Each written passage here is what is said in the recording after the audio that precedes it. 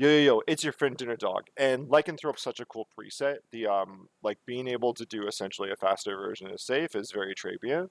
And there's a number of cool things we can do in the preset that we can't normally do otherwise. If you're seeing this video, you've probably already done the death skip that's in the 200 series. This is going to give us a really cool trick to save time. Not as impactful as the death skip, a bit harder, but can save us some time regardless. So in this video, we're going to learn we can skip the Doppelganger 10 fight because it's slow, it's out of the way, and we don't need to do it. So we want to be fast, right?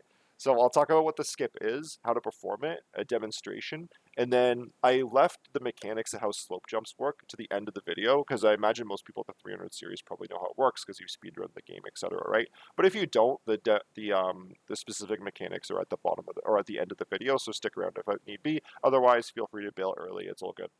You'll also notice that this used to be a 200 series video. I've upgraded it to 300 series because it really isn't a required trick and it's a bit harder than death skip. So if you can do this, great, you'll save time. If not, no worries, it's all good.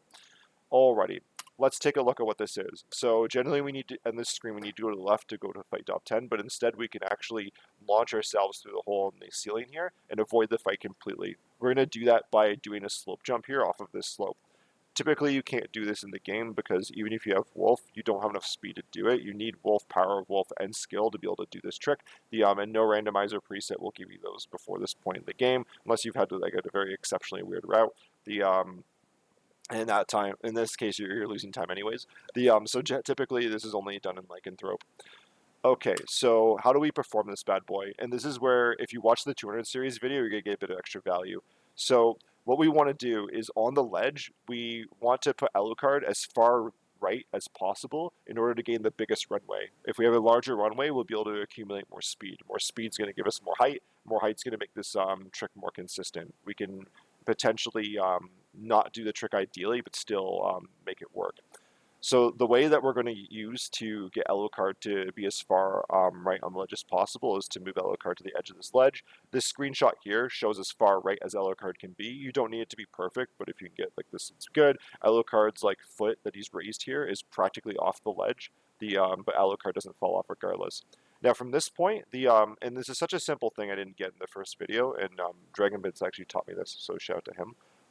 Is instead of just tapping to the left to reorient yourself into the correct direction, duck first, and then press left while ducking, because that's going to prevent Alucard from moving, but still allow him to switch directions. And then we're going to maintain some positioning here. You can see in this screenshot that Alucard's foot is on this dark line on the ledge. And previously, when I did in the last video, Alucard's foot was way beyond that line, which was giving us like 3 or 4 pixels less wiggle room. And that may not sound like a lot, but it is going to add a lot more consistency. It's going to open our window of opportunity much further for being able to get much more speed. So once we've oriented ourselves correctly, we're going to transform into Wolf, and we're going to use Skill of Wolf at the first immediate moment possible. We need to do that because if we let the Wolf just kind of stand there, the Wolf is wider than Alucard and will fall off the ledge. So we need to initiate the run right away to avoid that reality. Then we're going to run over to the left, and we're going to try to jump at the top of the slope. Some players will use map buffering to help them with this, and that works for you, that's fine. Obviously, it's slower without map buffering, but map buffering may make it more consistent. And if you have fewer misses, then you're going to be saving more time overall. Doing the slope jump is going to orient the Wolf to the right, and you don't want to fight that orientation. Like, don't try to push the Wolf back to the left. Just keep it right, because I feel like you lose some momentum going back to the left.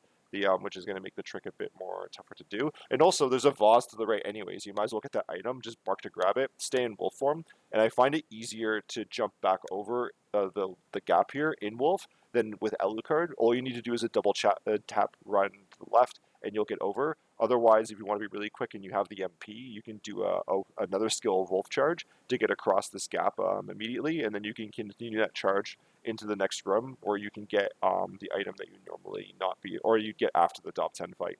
Awesome. So if you've done this successfully, you've saved a whole bunch of time.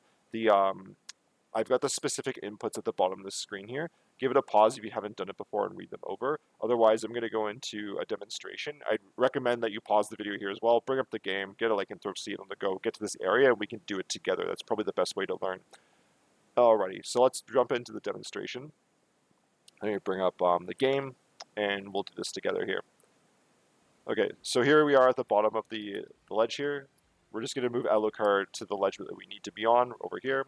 I actually think this is, yeah, this is like the perfect setup here. So I've just like gotten into the right pixel. If it's not the exact right pixel, it's fine. We may fall off a couple times, but like this here is cool. We're going to hold down and left. That's going to orient ourselves without actually pushing ourselves further left. You can see that the toe for Alucard is on that black line here, which is ideal.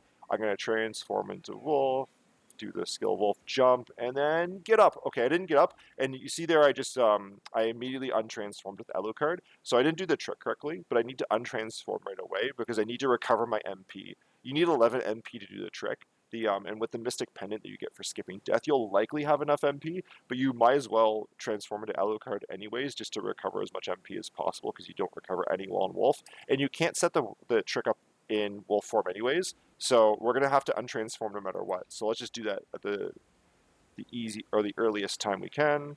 Let's do, oops, it'd be good if I actually did the charge.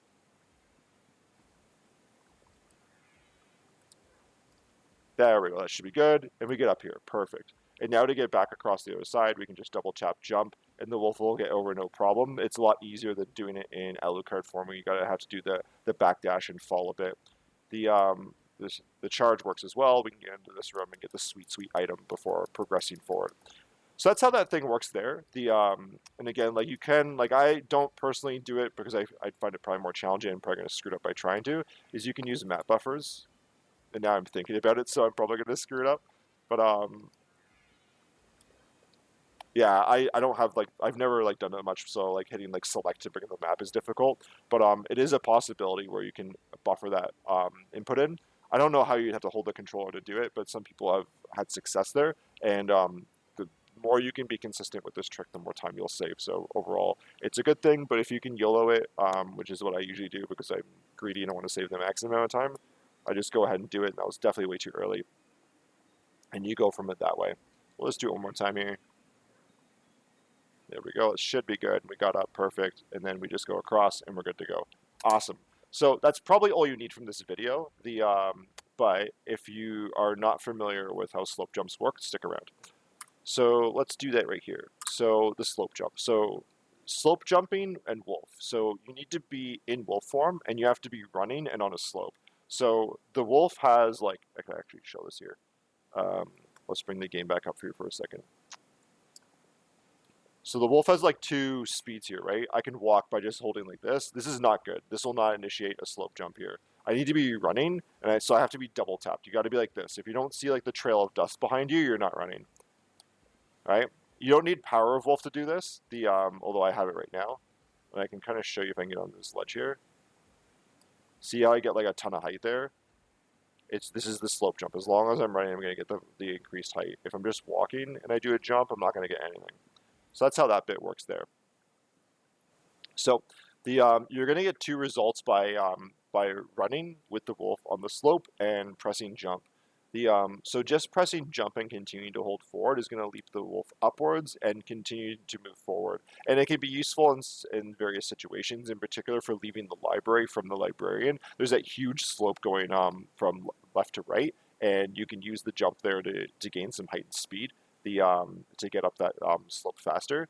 But if you press jump and then back at the same time, instead of the wolf going forward, the wolf's going to go up instead. And as you can imagine from what we just saw, that's exactly what we want. And it's useful in a number of different areas. The faster we run, the greater the effect. So you can get a pretty good effect even without power of wolf and skill. But unfortunately for the video we just saw, it won't be enough. But it can be useful, especially again in library for like jumping off books and stuff like that.